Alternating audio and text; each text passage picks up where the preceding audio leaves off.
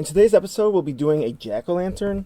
Now, admittedly, I don't think this is my best drawing ever, but I do think that there are some parts that came out well and some lessons to be learned, which is why I'm making this video. So, the sky actually I think is my favorite part, and I start with it. It's got a really nice fade. It goes from yellow to kind of like an orange to a red to a pink to a purple. And the key thing here is that I'm using, it actually took me 3 tries, so this was my 3rd attempt, and to get the colors to fade so well, what I did was I looked at the coding system that Ohuhu has provided, and the last digit or 2 digits basically indicates how dark it is. And so when I chose the yellows and the oranges and reds, I made sure that last digit was either an 8 or a 9. So all these colors, it's like Y18 or R28 or RV39, something like that. And they're all really close. So that means that you can blend them together much more better than you could say like Y03 into YR19. So you just want to keep those numbers close if you're trying to transition from like one base color to another.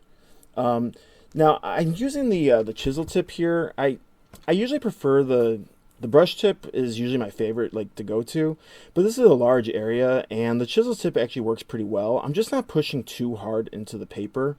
If I do push hard into the paper, it really tends to kind of dominate whichever color I'm putting down. So I'm lightly going over with the chisel tip, and I work my way I start with the yellow and I work my way up to the purple, but then I kind of work my way back down, back to the yellow, then kind of back up to the purple and back down to the yellow. And I probably do like 3 or 4 passes before I'm happy and I get that nice blend. So don't expect to get the perfect blend on the first pass through. It's going to take multiple passes to do that. Now, you'll notice I'm bringing the yellow all the way up, probably about halfway through, and then I'm bringing the purples almost about halfway down. But I'm not pushing too hard. I'm not pushing too much ink down, and that's just going to give me a nice fade. Now for the paper, I used 80-pound paper for this, and basically the thicker the paper you go, there are some benefits. The benefits are that you can put more layers of ink down, and that it just becomes a little bit easier to blend. It's not going to bleed as quickly, say, as it would compared to like printer paper. It might start to bleed through the lines after 3 or 4 passes, but with 80-pound paper, you can do 8, 9, 10 passes before it starts to bleed really bad.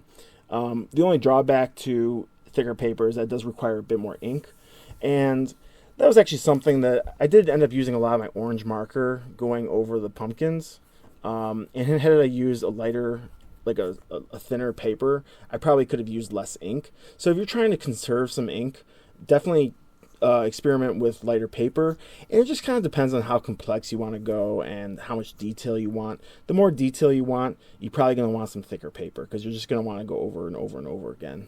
But with the thinner paper, for something simple like a jack-o'-lantern, I probably could have gotten away with that.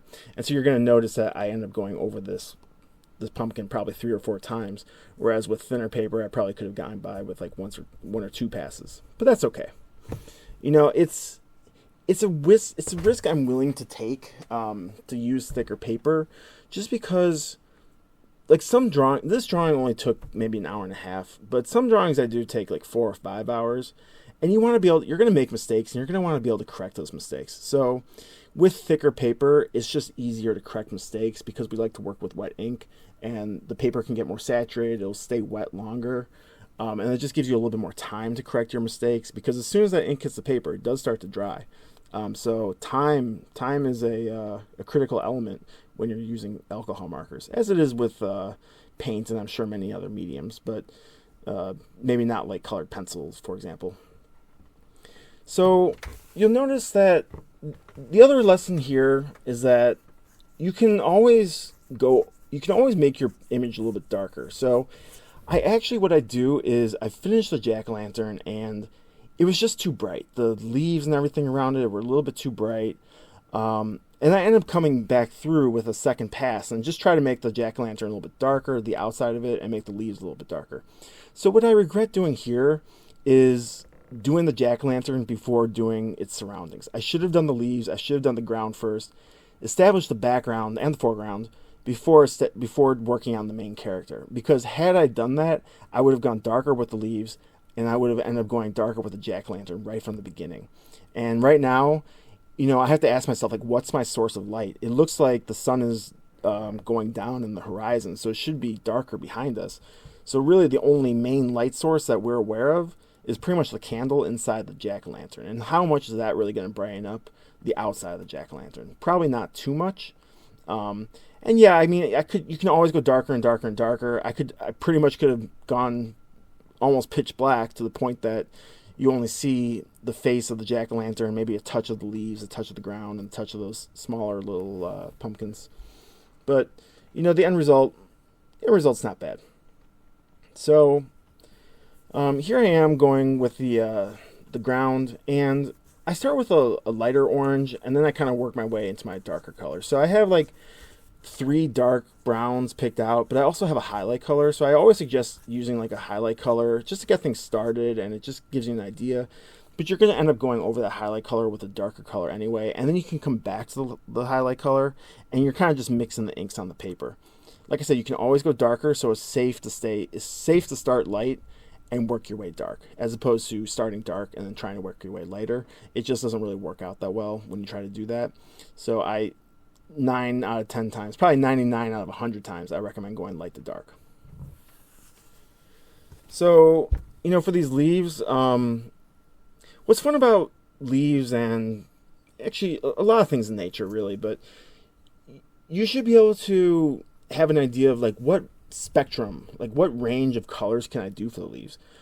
You can't see it on my screen, but I had actually picked out a bunch of browns to go over these leaves with. And then at the very last second, I decided to go with kind of these greenish, brownish colors. And I ended up liking them. I went with them and started with them, and I liked them. So I stuck with it. And I'd never even used the browns that I brought out above the table that you can't see. But like I said earlier, where's my light source? What's lighting up all these leaves? And it's not so much the sky. It's going to be more so the light from the jack-o'-lantern. And so the leaves in the background are a little bit too bright. So like I said, I do 2 different passes here, and I finish the first pass when I do the stem of the pumpkin. But you'll see that what is lighting up those leaves in the background, and there's really not much of a light source. So that's why I decided to do a second pass and come in and go a little bit darker. And you can kind of compare the image on the right side of your screen to the drawing that I'm working on. And, let me know what you think in the comments. Like, do you think I should have kept it the way it is, as it is like right now as you see it? Or do you think I was right to try to make it darker? I'm a little torn. Overall, I give myself probably like a C minus, maybe a C on this one. It's not my best work, but yeah, like I said, there's lessons to be learned. But yeah, it's fun to work on things that can have multiple colors. And so if you have like a range from greens to browns, maybe that's how you can go from light to dark, is the lighter areas are more green, the darker areas are more brown. You can throw in some grays if you want. But that's it's just, you always want to know like what your outs are, like how you can correct mistakes if you don't like them. So okay, so here I am coming with the second pass, and now I'm just going into, I think it's YR214. So the last 2 digits or 1 digit is going to be between 0 and 16. So if I'm going in with 214, the last digits are 14, 1-4, and that just means it's a very dark marker. So I'm not going to be able to get a ton of shading beyond 214 because I can only go to 216, and I could bring in the neutral grays to make it a little bit darker, which basically go all the way to black. I decided not to.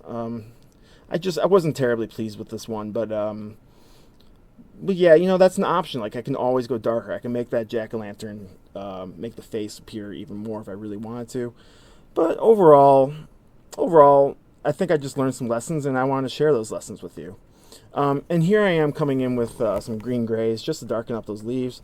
I didn't really do any extra shading. I basically just, the greens in front got like the lightest green gray, then the leaves on the side, directly to the side, get kind of like a medium green gray, and then the leaves that go off in the back get like a darker green gray. Pretty straightforward. No extra shading. But yeah, let me know what you think in the comments. Thank you for watching if you made it this far. The person who watches these videos the most is probably me, so I'll be watching myself. Thank you.